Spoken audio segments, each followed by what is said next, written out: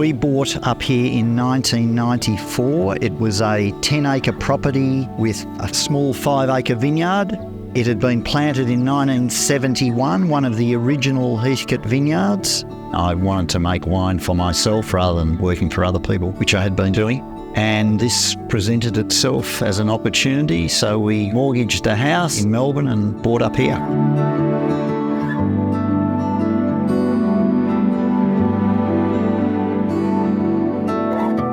We purchased another 10 acres next door, so that expanded us up to about 15 acres, and then we bought another block a short distance away, another 20 acres. So all the vines now are at least 20 years old. The old vines are still here, 50-plus-year-old vines now, which make our flagship wine called Red Edge 71 block. We're a little bit unique because of the soil type. It's a deep red volcanic soil called Cambrian soil, so it's really ancient, full of iron minerals, hence the red colour, and that sort of lends itself to making those big, robust, fruit-driven red wines, such as Shiraz, Cabernet,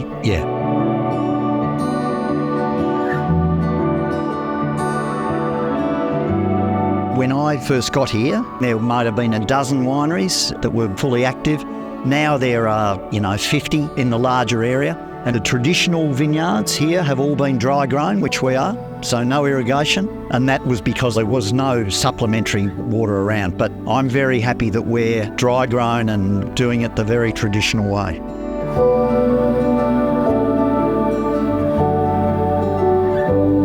We certainly have an active wine growers association that we do collaborative things together. There are some very well-known wineries in Heathcote which really carry the name, but they're mainly small family businesses trying to make the best quality wine they can. None of the really big players in here, so quality is tried to be kept at a premium. We'd like to think that it's a destination to come and enjoy really enjoyable wines. It's very relaxed, friendly atmosphere. I get a lot of visitation from locals to cellar door who all support the wineries and local businesses generally.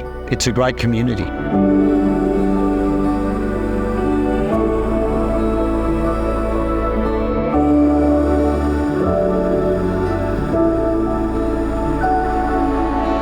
1999, I built the house. To be connected to the grid, it was going to cost us what we thought then was a fairly substantial amount of money, $25,000. It didn't have to come very far, maybe half a kilometre only.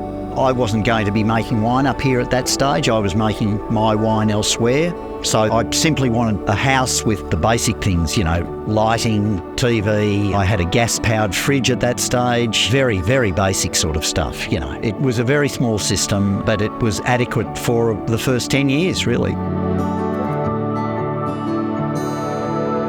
We replaced the battery bank after 15 years, so we got a new set of batteries, and at that time we were just about to start making wine here. So I needed to have a bit more power to be able to run a crusher destemmer, a press, pumps, and then a few years after that we had to get a fair bit bigger because we expanded what we were making. We have 3 dedicated air conditioners cooling different areas. The barrel room for one, we have a cool room and a cellar door. We also have a steamer for cleaning barrels, very important to clean them thoroughly between jobs.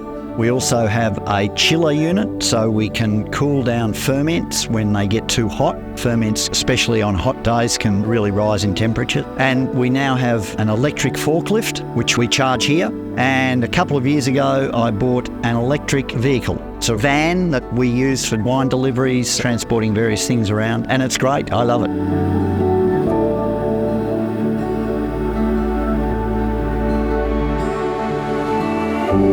It's a no-brainer. It's so easy once you get set up. That initial cost, we obviously don't have any power bills ever. We don't have power outages when there are storms. We are self-reliant. You can do everything you need to do with adequate power. So long as the sun is shining, we're all good.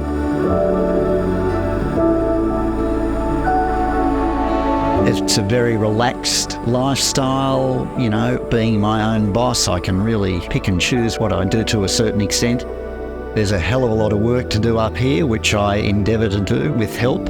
It's sort of at our pace and we're not under pressure from others to complete tasks.